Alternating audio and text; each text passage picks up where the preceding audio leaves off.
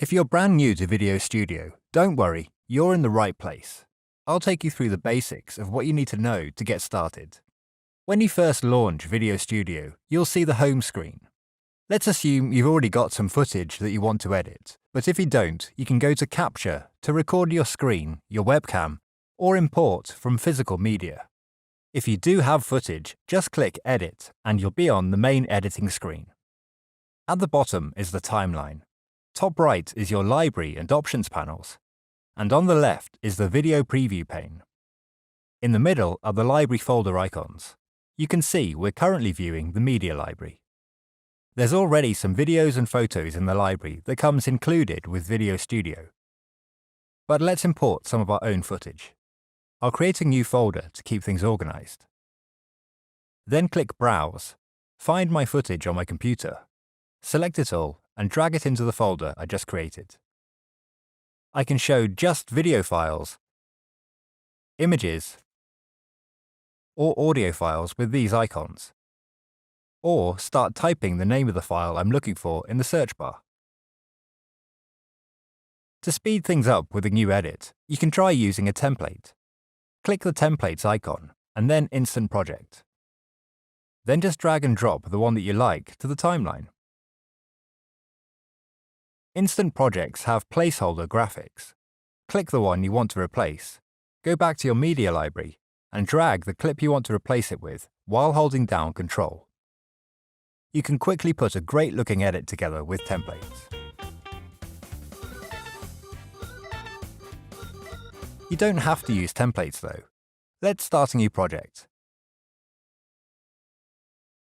By default, the timeline has one main video track, one track for overlays, which is other media that you want to appear over the top of your main video, and then tracks for titles, voice, and music. To add media to the timeline, simply drag and drop a clip. By default, the first clip you add to the timeline sets your project's properties, the resolution and size of the project, which are also shown up here. In your media library, a check mark appears on the clip you've added, showing you which clips you've already used. You can also audition clips before you add them to the timeline. Just select a clip in your library and press the play button or the spacebar. Notice that next to the play button is Project or Clip. As you're playing a single clip right now, this shows as clip playing. If you decide you want to add that clip, just drag and drop on the main video track again. You can put it before or after the first clip. Now we're building a timeline of different video clips. Click Project next to the play button, and the clip you've just added is unselected. And if we click Play now, the whole timeline will play, and not just the clip that we just added. Or we can grab the scrubber and scrub through our project. We can zoom in and zoom out on the timeline by using the zoom icons to the right. Or click the Auto Fit button to snap all of the timeline into view at once. To trim the length of a video clip, click the clip you want to trim, then move the mouse near the yellow boundary and drag inwards. To split a clip, move the scrubber along the timeline to where you want the split to be, and press the Split Clip button, or S on your keyboard. You can then move either of these parts of the old clip. Let's put this one after the second clip. Or delete the part that you don't want by right-clicking and delete, or just press Delete on your keyboard. To resize or reposition your clip on the screen, select the clip on the timeline, then go to Distort Tools and turn on Scale Mode. Now you can resize by dragging one of the yellow squares and reposition the clip by dragging it. Or you can crop the clip by turning Crop Mode on and dragging one of the clip boundaries. Notice how cropping is different to scaling. Cropping keeps the video file looking the same, but removes some of it, while scaling squishes the video around within a new clip boundary. Let's add another clip to the timeline, and then click to open the Transitions library. At the moment, as one clip ends, the next one begins. Transitions are short animations that use parts of both clips at the same time to make the change between clips more interesting. Just drag and drop a transition at the boundary between two clips. And we can change the length of the transition when it starts and ends by clicking the transition and dragging the transition's edges. Double-click a transition to see the transition's options. I can make the circle transition shrink rather than grow, and soften its edges. Now that you're in the Options panel, just click here to get back to the Library panel. You can apply the same transition to every edit point at once by right-clicking the transition in the library and click Apply Current Effect to Video Track. You could do this with a timeline of photos to quickly create a slideshow. We can add effects to clips in the same way as transitions. Just click the Effects icon, and I'll drag a lens flare and maybe a dark vignette onto this clip.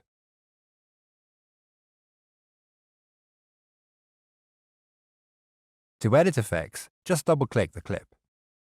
This opens the Clip's Options panel. From Edit, you can change the speed of the clip, reverse it, or pan and zoom across the clip.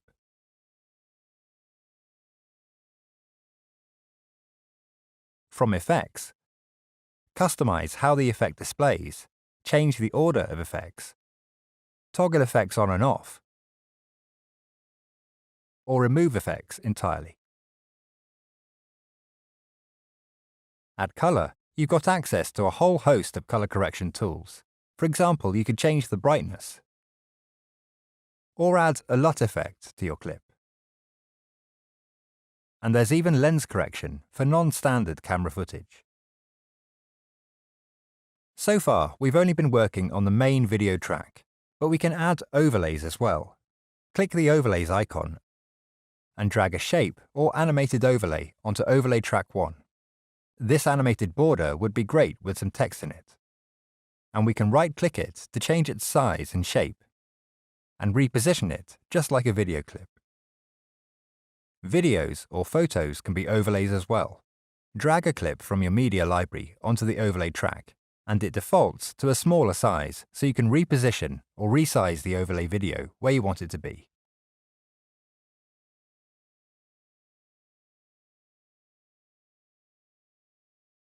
Let's go back and add some text in the animated box that we added earlier. To create text, just click the Titles icon and double-click in the Preview pane. Write your text, and you can change the font and the font size. Then click on the timeline to commit the text. You can reposition the text clip on the timeline, and as long as the text clip is selected, you can change the position of the text itself on the Preview pane.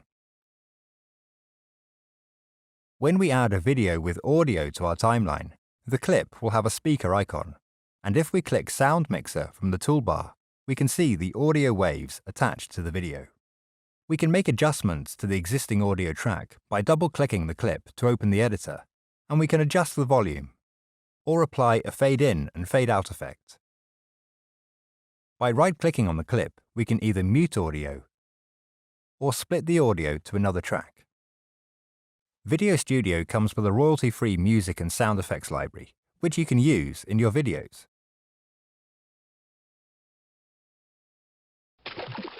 Drag the one you want to either the voice or music tracks on your timeline.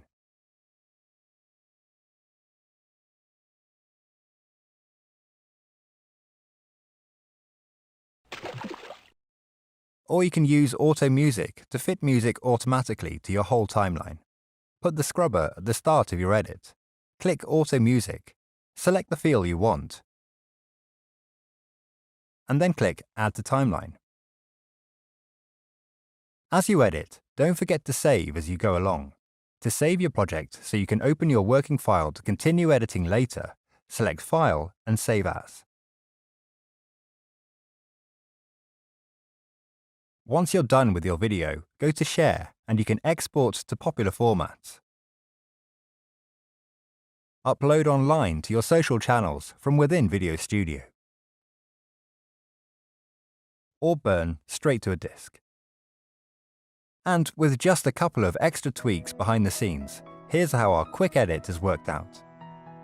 This Getting Started tutorial has only scratched the surface of what can be achieved with VideoStudio. For more tutorials, visit the Home tab inside VideoStudio or our YouTube channel at Corel VideoStudio.